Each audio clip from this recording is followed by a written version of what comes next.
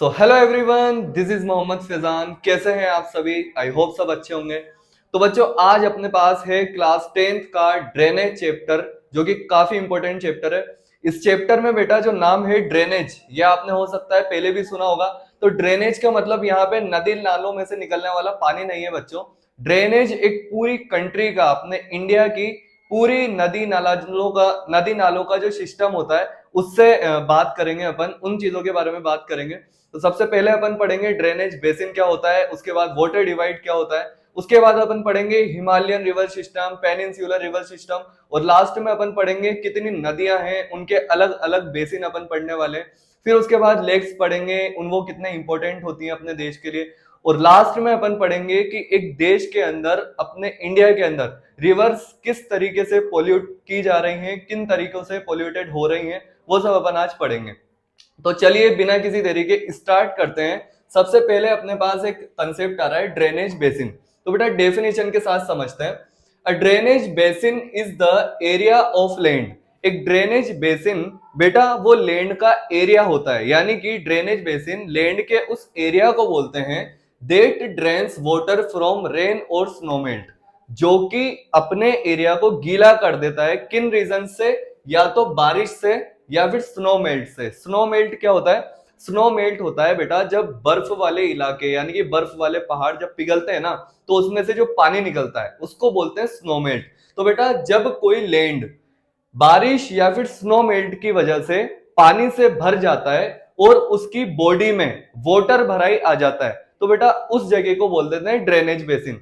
और बेटा drainage basin पूरे देश का नहीं होता है। जैसे गंगा ड्रेनेज बेसिन अलग होगा, गंगा रिवर जिन जिन लैंड्स में, जिन जिन इलाकों में बह रही होगी, उसका ड्रेनेज बेसिन अलग होगा। चंबल जो रिवर है वो अलग लैंड में बह रही है, तो उसका ड्रेनेज बेसिन अलग ड्रेनेज बेसिन होगा। तो बेटा ये होता है ड्रेनेज बेसिन। नेक्स्ट आ रहा है अपने पास वाटर डिवाइड। तो बेटा वाटर डिवाइड क्या होता है? It is an elevated area. Elevated area ये शेप होता है बच्चों। मैं आपको इससे समझाता हूं, देखो इससे समझो। ये जो एरिया है इसको बोलते हैं बेटा एलिवेटेड एरिया। अब इससे क्या तात्पर्य है समझो। ये जैसे कि एलिवेटेड एरिया है, ठीक है बच्चों। अब जब रेन आएगी तो बेटा इधर जो पानी गिरेगा तो इधर वो अपना अलग ड्रेनेज बेसिन बनाएगा, और इधर साइड जो पानी गिरेगा वो अपना अलग ड्रेनेज बेसिन बनाएगा। तो बेटा देखो इस कंसेप्ट से या तो माउंटेन वाला एरिया हो सकता है, डेफिनेशन से समझते हैं। An elevated area such as a mountain और अपलैंड, या तो माउंटेन या फिर अपलैंड की वजह से जब वाटर आता है और अलग अलग टू ड्रेनेज बेसिन बन जाते हैं, that separates two drainage basin, जिसकी वजह से टू ड्रेनेज बेसिन बन जाते हैं, is called a water divide. इसी कंसेप्ट को क्या बोलते हैं बच्चों? वाटर डिवाइड बोलते हैं। तो बच्चों यहां अपन ने देख लिया ड्रेनेज बेसिन और वाटर डिवाइड। अब अपन के पास दूसरी चीज आती है कि बच्चों एक पूरे इंडिया के अंदर कितनी सारी रिवर्स हैं, तो उनको जो डिवाइड करा है ना वो दो पार्ट्स में करा है। कौन कौन से पार्ट्स हैं बेटा? वो एक होता है हिमालयन रिवर सिस्टम और दूसरा होता है पेनिनसुलर रिवर सिस्टम। आपने कभी इंडियन मैप देखा होगा, तो बेटा इंडियन मैप में जब उसको आधा काट देते, आधा डिवाइड कर देते हैं, तो जो ऊपर वाला एरिया रहता है बेटा नदर्न एरिया, उसको बोलते हैं हिमालयन रिवर सिस्टम। और उसके नीचे वाला जो हिस्सा रहता है ना बेटा सदर्न एरिया, उसमें जो भी रिवर्स आती हैं उनको बोलते हैं पेनिनसुलर रिवर सिस्टम। अब इन दोनों रिवर सिस्टम की कुछ अपनी अपनी खासियत रहती है, कुछ कमियां रहती हैं, वो अपन डिस्कस कर लेते हैं। सबसे पहले आता है हिमालयन रिवर सिस्टम। देखो हिमालयन नाम से ही पता लग रहा है, ऊपर वाला जो एरिया रहता है उसमें बहुत सारी हिमालयन रेंजेस रहती हैं, पहाड़ रहते हैं, माउंटेन्स रहते हैं। तो बेटा उनमें से जो पानी निकलता है, उनमें से जो बारिश का पानी आता है वो काफी स्लोप से आता है, काफी तेजी से आता है, भगदड़ मचाते हुए आता है, फ्लड मचाता है, बहुत तबाही लाता है। तो बेटा इस वजह से जो वहां पे जो पानी रहेगा, जो रिवर्स रहेंगी, वो काफी शेलो रहेंगी, काफी तेज चलने वाली रहेंगी। उसके बाद उसकी और भी बहुत सारी खासियत है, वो अपन पढ़ते हैं। Rivers are perennial. Himalayan river system में उस एरिया में जितनी भी रिवर्स रहेंगी ना बेटा वो पेरिनियल रहेगी। पेरिनियल वर्ड का मतलब क्या होता है? बहुवर्षीय। बहुवर्षीय यानी कि जो साल भर चलता है। आप सभी जानते हैं हिमालयन रेंज में पूरे साल बर्फबारी होती है, ठीक है। उन एरियाज में बर्फ से जो पानी पिघलता है, उस वजह से बेटा उस एरिया में रहने वाले सारे रिवर्स में पानी बहुवर्षीय रहता है।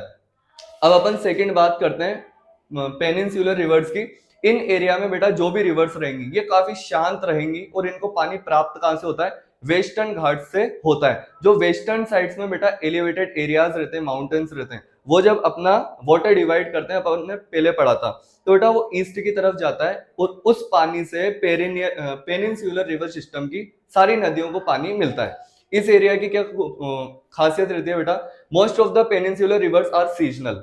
यहाँ पे जो भी रिवर्स रहेंगे बेटा वो सीजनल रहेंगे। सीजनल यानी कि जब बारिश होगी, जब वर्षा होगी तो बेटा इन नदियों में पानी होगा, और जब वर्षा नहीं होगी तो यहाँ पे पानी नहीं रहेगा। उसके बाद रिवर्स आर वेरी शेलो, यहाँ की रिवर्स काफी शांत रहेंगी, काफी ब्रॉड बेड रहती हैं, और ये जो एरिया रहता है इन नदियों का बेटा ये काफी डीप नहीं रहता है, ब्रॉड बेड रहता है। ठीक है, देखो बच्चों अब बात करते हैं जो अपना रिवर सिस्टम होता है ना, आखिर वो रिवर बनती कैसे है, किन नदियों के मिलने से बनती है। अपन ने ये चीज तो देख ली कि जब बहुत सारी नदियां मिल जाती है, वो जिस लैंड पर रहती हैं उसे ड्रेनेज बेसिन बोल देते हैं। लेकिन सर वो रिवर बन कैसे रही है, किस तरीके से बन रही है, तो उन चीज को समझने के लिए अपन को तीन चीजें समझनी बहुत इंपॉर्टेंट है।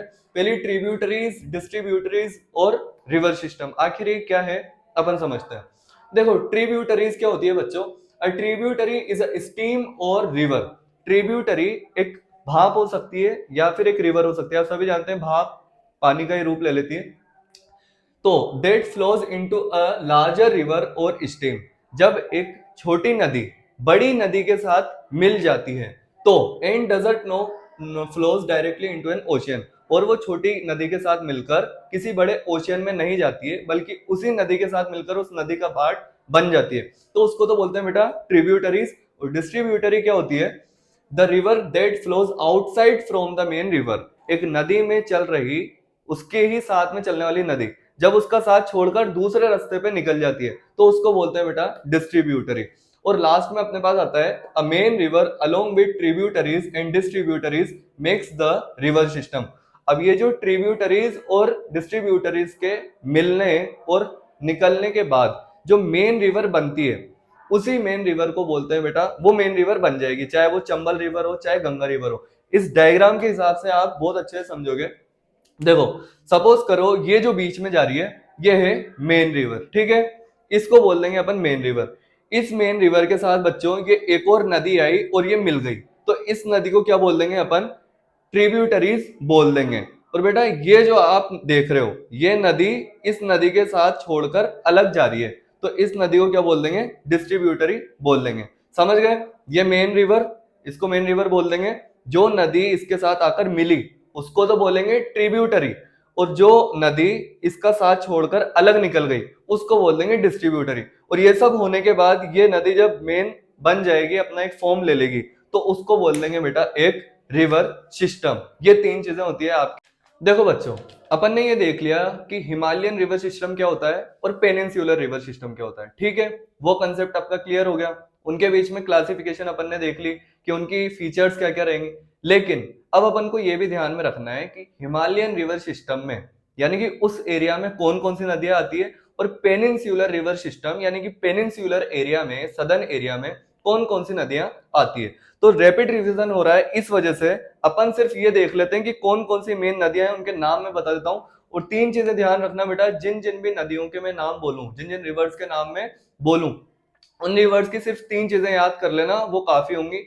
सबसे पहला उनका साइज यानी कि उस नदी की लेंथ कितनी है। दूसरी चीज उसकी ट्रिब्यूटरीज, ट्रिब्यूटरीज आपने पढ़ ली कौन कौन सी छोटी छोटी नदियां हैं जो उसके साथ मिल रही हो। और तीसरी स्टेट यानी कि वो नदी कौन कौन से स्टेट से होकर गुजर रही है। तो पहले सबसे पहले बात करते हैं हिमालयन रिवर्स की। इंपोर्टेंट रिवर्स के कुछ नाम बता रहा हूं। सबसे पहली है इंदुस रिवर सिस्टम, दूसरी गंगा रिवर सिस्टम, उसके बाद है ब्रह्मपुत्र। ये तीनों याद कर लेना। पेनिनसुलर रिवर्स की बात करें तो नर्मदा रिवर है, तापी रिवर है, गोदावरी रिवर है, महानदी रिवर है और कृष्णा रिवर है। ये कुछ रिवर्स हैं जिनका आपको याद रखना है और ध्यान रखना है, इनके बारे में पढ़ लेना, और जो तीन चीजें मैंने बताई वो समझ लेना। अब बात करते हैं अपन लेक की। लेक क्या होती है ये समझते हैं अपन। सबसे पहले अ lake is a larger body of water. एक जगह होती है जिसके अंदर पानी भरा आ जाता है, उसी चीज को बोल देते हैं लेक। सिंपल सा कंसेप्ट है। रिवर बड़ा कंसेप्ट होता है, उसके अंदर ट्रिब्यूटरीज मिल रही है, डिस्ट्रीब्यूटरीज निकल रही है, मेन रिवर लेक का सिंपल सा है, एक लैंड होता है, उसके अंदर रेन वाटर से भी वाटर भरा में आ सकता है या फिर ह्यूमन मेड भी हो सकती है। तो जब उसके अंदर पानी भरा आ जाता है तो उसको अपन लेक बोल देते हैं। दूसरी चीज है इट कैन बी नेचुरल और ह्यूमन मेड, या तो नेचुरल प्रोसेस से भी लेक बन सकती है बच्चों, या फिर ह्यूमन मेड यानी कि ह्यूमन भी बना सकते हैं। जैसे यहाँ पर कोटा में केएसटी वो भी एक लेक है जो कि ह्यूमन मेड है, ठीक है। अब दो चीजें अपन को देखनी है, टू टाइप्स ऑफ लेक होती है, दो तरह की लेक होती है। सबसे पहली होती है बेटा फ्रेश वाटर लेक और दूसरी होती है सॉल्ट वाटर लेक। अब फ्रेश वाटर लेक की कुछ फीचर्स हैं वो अपन देखते हैं। फ्रेश वाटर लेक में बेटा जो पानी रहेगा वो पीने योग्य रहेगा, आम आदमी उसको पी सकता है। और सॉल्ट वाटर लेक में जो पानी रहेगा वो पीने योग्य नहीं होता है। फ्रेश वाटर लेक और सॉल्ट वाटर लेक के कुछ एग्जांपल्स हैं वो आप ध्यान में रखना, कौन कौन सी लेक्स हैं जो फ्रेश वाटर होती है और कौन कौन सी सॉल्ट वाटर होती है वो भी अपन देख लेते हैं एक बार। फ्रेश वाटर में आ जाती है बेटा डल लेक है, नैनीताल लेक है, भीमतल लेक है, ये आती है आपके फ्रेश वाटर लेक में। और सॉल्ट वाटर में सांबर लेक है, तो ये आप ध्यान रखना। देखो बच्चों, अब अपन ने लेक पढ़ लिया है, लेक क्या होता है, कितनी तरह की लेक होती है। उसके बाद अपन देख लेते हैं बेटा आखिर लेक्स की इंपॉर्टेंस क्या है, क्यों लेक्स इंपॉर्टेंस है। तो 4 पॉइंट्स हैं, ये 4 पॉइंट्स काफी इंपॉर्टेंट है, ध्यान रखना। सबसे पहला है बेटा फ्लड कंट्रोल। फ्लड कंट्रोल यानी कि बाढ़ के जो हालात हो जाते हैं उसमें लेक्स अपनी हेल्प करती है हालात को काबू करने में। दूसरा है प्रोवाइड्स वाटर। एक सिटी में, कंट्री में, स्टेट में जहां भी लेक होगी वो वहां पर वाटर प्रोवाइडेशन का काम करेगी, यानी कि वहां से पानी प्राप्त होगा। दूसरा creates moderating influence for industries. Industries में अगर पानी वगैरह की जरूरत पड़ेगी बेटा तो ये लेक्स उसको प्रोवाइड करती है वाटर।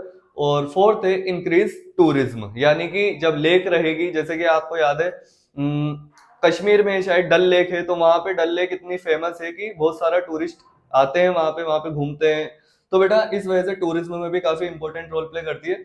और लास्ट टॉपिक अपने पास आता है कि पोल्यूशन रीजन कौन से हैं। अपन ने देख लिया कि रिवर्स कितने तरह की होती हैं, कौन कौन सी कैटेगरीज में होती है, लेकिन लास्ट अपन को ये समझना है कि नेचुरल रिसोर्स है, कंजर्वेशन की भी जरूरत है, लेकिन कौन कौन से रीजन है जिनकी वजह से ये पोल्यूट हो रही है, समझते हैं। सबसे पहला है इंडस्ट्रियलाइजेशन। इंडस्ट्रियलाइजेशन क्या होता है? इंडस्ट्रियलाइजेशन बेटा एक कंसेप्ट होता है जिसके अंदर एक कंट्री के अंदर इंडस्ट्रीज को बहुत बड़े लेवल पे बनाया जाता है, निर्माण किया जाता है। तो बेटा आप सभी जानते हैं इंडस्ट्रीज कहाँ पे बनेंगी, ऑब्वियसली जहां पे रॉ मटेरियल इजीली प्रोवाइड होंगे, नेचुरल रिसोर्स वाली जगह पे। तो बेटा जब वहां पे बनेंगी तो नेचुरल रिसोर्सेज को काटा जाएगा, ये सारी चीजें होंगी, तो इस वजह से पानी भी प्रदूषित होएगा। सेकेंड चीज आती है एग्रीकल्चरल एक्टिविटीज, यानी कि जब खेती बाड़ी होती है तो उसमें जो पानी लिया जाता है नदियों से, तो बेटा नदी में से पानी भी कम हो जाता है। बहुत सारी बार ऐसा होता है कि जब ग्राउंड वाटर निकाला जाता है तो ग्राउंड वाटर की जान ले ली जाती है, बिल्कुल पानी निकाल लिया जाता है उनमें से। और तीसरा पॉइंट है बेटा human water, human waste, sorry human waste, यानी कि जब ह्यूमन वगैरह नहाते करते हैं या ह्यूमन का जो भी घर का कचरा वगैरह रहता है तो कहाँ पे डाल देते हैं, नदी नालों में डाल देते हैं। तो बेटा इस वजह से भी नदियां काफी खराब होती हैं। तो ये था बेटा आपका आज का चैप्टर। आई होप आपको काफी अच्छे से समझ में आया होगा। Thank you so much.